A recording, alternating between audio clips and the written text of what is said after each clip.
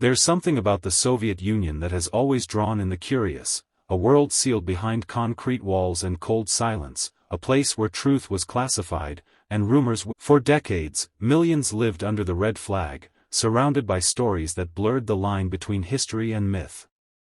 But some of those stories never truly ended. They lingered, in forests, in mountains, and in the empty corridors of abandoned research facilities. This is not just a story about ghosts or conspiracies. It's a story about what happens when truth disappears, and only shadows remain. Welcome to the vanished, untold mysteries and paranormal legends of the Soviet Union. Chapter 1, The Dyatlov Pass Enigma. It began in 1959, high in the Ural Mountains. 9 young hikers from the Ural Polytechnic Institute, experienced, disciplined, and full of life, set out on a winter expedition. They left behind laughter, notebooks, and one haunting photograph, smiling in the snow. None of them came back. Weeks later, rescuers discovered their camp torn open from the inside. Their tent stood half buried, their gear left untouched, but their footprints, barefoot, in freezing snow, led into the darkness. Bodies were found scattered through the forest. Some half-dressed, some with fatal internal injuries, one missing her tongue. The investigation concluded nothing, only that a compelling natural force had killed them. But to this day, no one agrees on what that force was. Some said an avalanche. Others, secret military tests. Some whispered about UFOs, or something ancient that lived in those mountains long before the first Soviet map. The Dyatlov Pass story became the Soviet Union's first great unsolved mystery, a tale buried in red tape, fear, and frost. And even today, when you stand there on Kholat Syakhl, the mountain of the dead, locals say the wind still carries the sound of screaming. Chapter 2, The KYSHTYM Creature. Just 2 years earlier, another mystery had shaken the quiet towns of the Urals. In 1957, near the city of KYSHTYM, one of the worst nuclear disasters in history occurred, but few outside the USSR ever heard about it. It was hidden from the world for decades. A storage tank at a secret nuclear facility exploded, spreading deadly radiation over hundreds of square kilometers. Villages were evacuated overnight. Whole communities erased from the map. And yet, the most disturbing part came 20 years later. In 1996, a woman in KYSHTYM discovered a small, mummified creature in her shed. It was only about 10 inches long, with a strange, elongated head and unnaturally large eyes. Locals called it Alyoshenka. Scientists argued, was it a premature human fetus, a radiation mutant, or something else? When the authorities arrived, the creature vanished. Taken by officials, lost in bureaucracy, or destroyed, no one knows. But eyewitnesses swore it was alive when found, that it tried to make sounds, and that something in its eyes looked aware. In the shadows of the Soviet nuclear program, monsters weren't just born in myths, sometimes, they were born in laboratories. Chapter 3, The Phantom Radio. UB-76. Somewhere outside Moscow, there's a radio signal that has been transmitting for more than 40 years. It's known by its call sign, UB-76. If you tune into 4625 kHz, you'll hear it, a constant, repeating buzz. Every few hours, a voice cuts through the static, reading strange sequences of Russian names and numbers. Then, silence, and the buzzing continues. No one knows exactly what it is. Theories range from military communication to number stations used for espionage. Others believe it's something darker, an automated deadman switch, set to trigger if the station ever stops broadcasting. When explorers tried to locate the site, they found an abandoned bunker filled with dusty Soviet equipment, power still humming faintly through the wires. And yet the signal didn't stop. It had already moved. Who keeps it running? Why does it still broadcast in a country that no longer exists? No one can say for sure. But every night, the buzz still echoes across shortwave radios, like a ghost transmission from a dead empire. Chapter 4, The Disappearing Village. Far to the north, beyond the Arctic Circle, there's a story that's been passed down quietly among old Russian families. A Soviet research outpost, somewhere in the wilderness of the Komi Republic, stopped reporting one winter.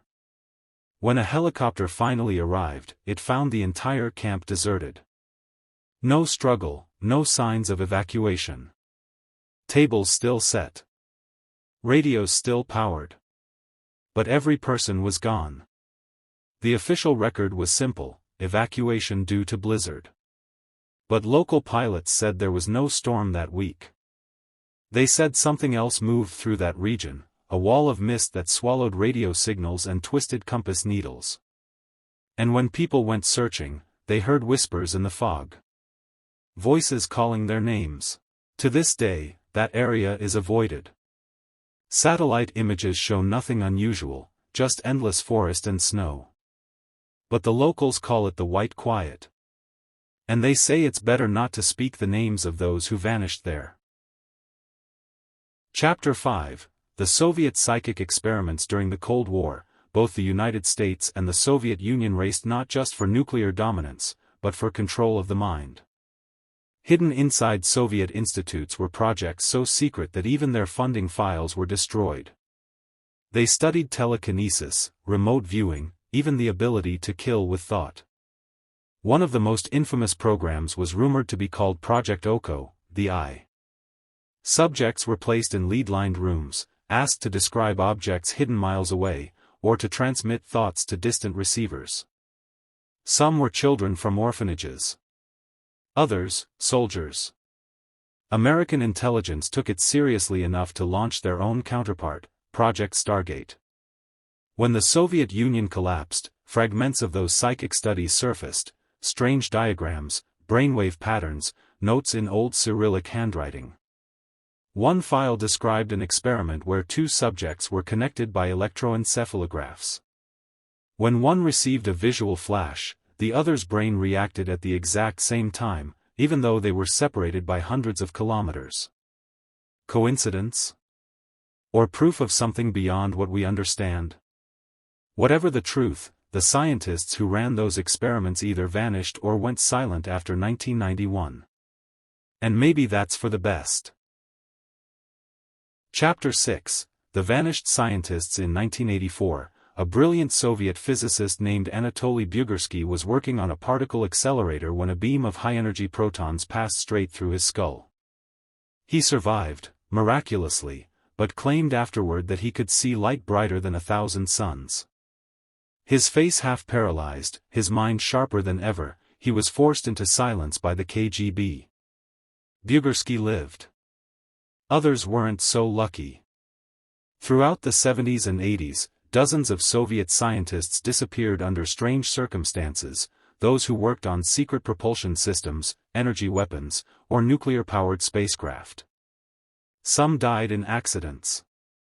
Others simply stopped existing in any record.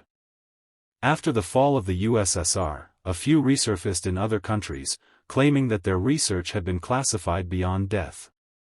They spoke of hidden facilities in Siberia, underground hangars filled with experimental aircraft, and of something they called the Black Aurora, an energy project that supposedly opened a window into nowhere.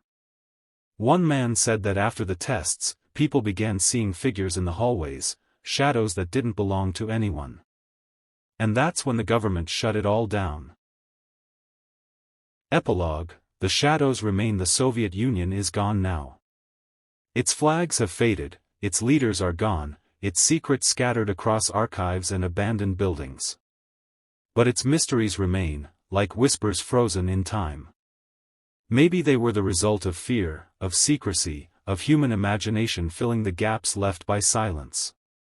Or maybe something truly unexplainable happened in that vast land of ice and iron.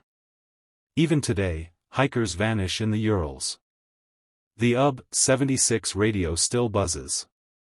And in forgotten villages, people still tell stories about strange lights, experiments, and shadows that never leave you alone once you've seen them. The Soviet Union may have tried to control every truth. But in the end, it's the mysteries that survived.